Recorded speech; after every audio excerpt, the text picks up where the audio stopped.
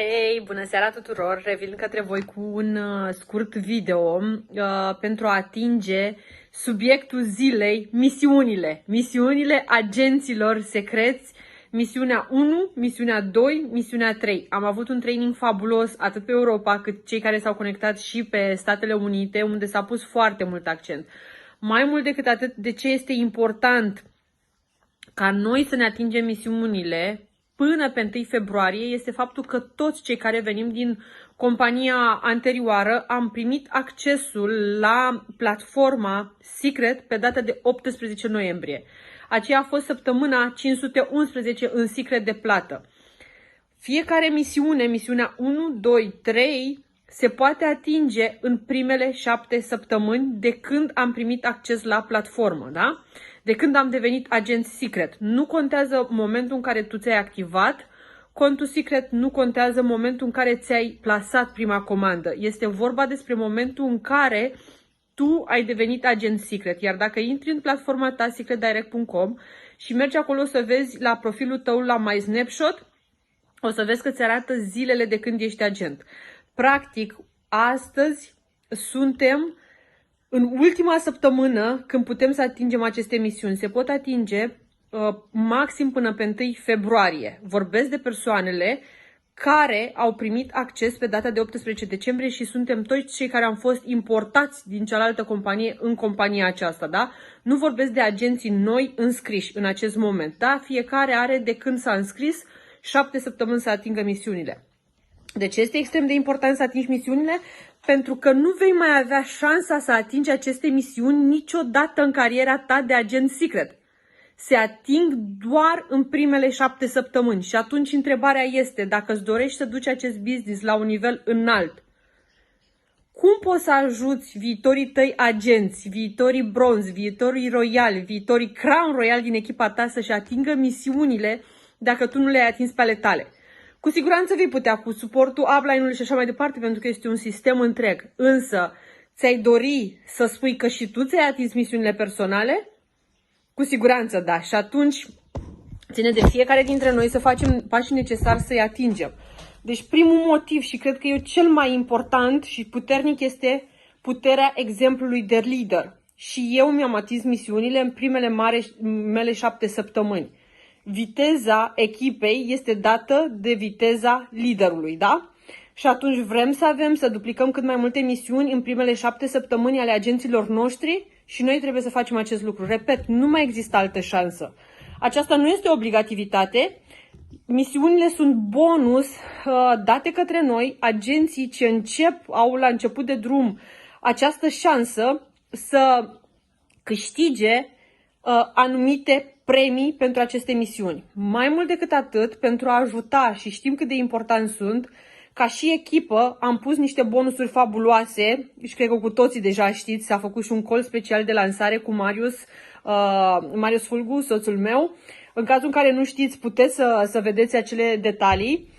Însă, special pentru misiunea 3, avem un bonus de $100 cash pentru toată lumea care de pe data de 28 de ianuarie până pe 31 ianuarie, adică inclusiv mâine, atinge misiunea 3.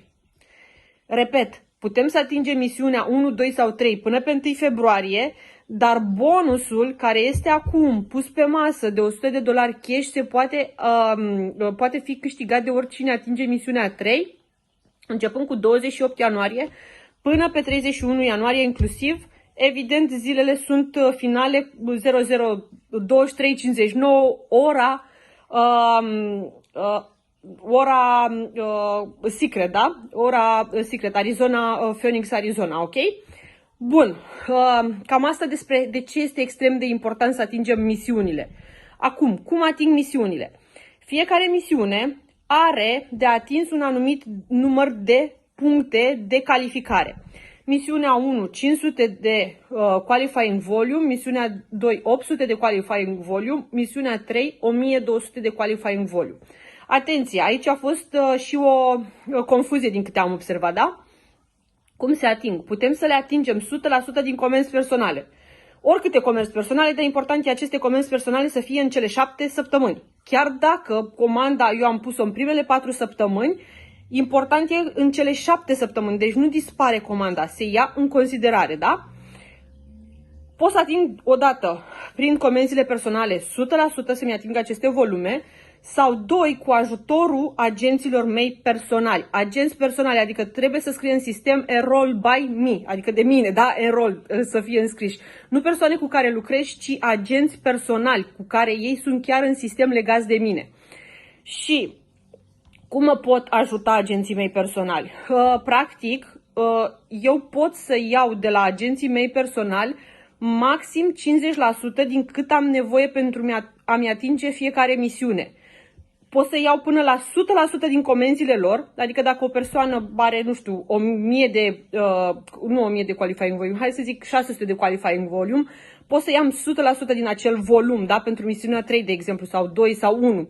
Însă nu pot să iau mai mult decât 50% din cât am nevoie, adică maxim 250 QV pentru misiunea 1, maxim 400 QV pentru misiunea 2 și maxim 600 QV pentru misiunea 3 pot să vină din agenți personali, dar pot să iau de la 1 până la un număr mare de agenți, oricâți agenți, și pot să iau până la 100% din volumul lor, dar nu mai mult decât 50% cât am necesar pentru a-mi atinge eu misiunea. Și de ce misiunile sunt făcute eu cu munca mea și cu agenții mei personali? Pentru că ele sunt făcute pentru persoane care încep. Ne ajută să ne lansăm business-ul nostru, să primim viteză și atunci e normal că la început de drum efortul este al nostru personal și cu primii oameni care îi înscriem, da? Asta are scopul. Și repet, doar în primele 7 săptămâni putem să ajungem să câștigăm aceste misiuni. Ce câștigăm? Misiunea 1, 50 de dolari în Product Credits, misiunea 2, 100 de dolari în Product Credits, misiunea 3, 250 de dolari în Product Credits. Evident, dacă ating din prima misiunea 3, se cumulează toate, ajung 400 de dolari în Product Credit. Dacă ating din prima misiunea 2, același lucru, se cumulează. 100 cu 50, 150 de dolari în Product Credits, da?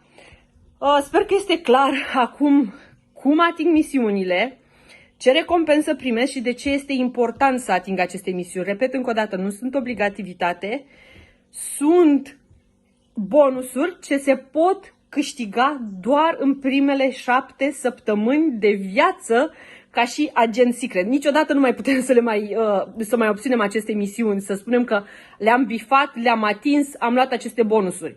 Și atunci este important să le atingem până pe 1 februarie. Dacă le atingem până mâine seară, misiunea 3 și încă nu am atins-o, primim un extra bonus din partea echipei Fly High Team, făcută evident cu liderii Silver and Above și cu upline-ul nostru Efrosini de încă 100 de dolari cash. Unde verifici comenzile tale? Intri în directsecret.com, te loghezi, te duci pe profilul personal My Snapshot, iar acolo ai Order History și verifici comenzile tale începând cu 18 decembrie până în ziua curentă. Vezi câți QV ai acolo și calculezi de cât QV mai ai nevoie să-ți atingi misiunea 3. Te duci la agenții personali și faci același lucru cu ei. Cauți în My Organization, le cauți numele, intri pe profilul lor, te duci la snapshot-ul lor, te duci în orderele lor pentru că poți să le vezi și vezi ce QV au ei. Și astfel vezi cât îți trebuie ție ca tu să atingi prima dată misiunea. Apoi, ce este important, nu doar tu să atingi misiunea, ci să-ți ajuți toți agenții personali să-și atingă misiunea. Și pentru că deja te-ai dus pe profilul lor, ai văzut cât au ei acumulat, îi ajuți și pe ei să verifice cu personalii lor, astfel încât să vadă cât mai au nevoie. Și de ce faci lucrul acesta? 1, să-ți ajuți partenerii de business și 2, ești deja recompensat. Dacă ajuți orice personal să-și atingă misiunea 1, câștigi 50 de dolari cash de data aceasta. Dacă se numește mentor bonus acesta, da? Dacă ajuți orice personal de-al tău să-și atingă misiunea 2, câștigi 30 de dolari, împreună cumulativ 80 de dolari. Dacă ajuți orice personal de-al tău să atingă misiunea 3, câștigi încă 40 de dolari, cumulativ toate 120 de dolari. Și atenție, pentru a primi acest bonus nu este nevoie să fii și calificat, să ai statusul de calificat, este suficient să ai statusul de activ. Așa că haideți ca în următoarele 24 de ore, în următoarele 48 de ore, să facem explozie de persoane ce au atins misiunea 1, misiunea 2, misiunea 3, ca apoi să mergem pe duplicare bronz, royal și mai departe spre Crown Royal. Let's go!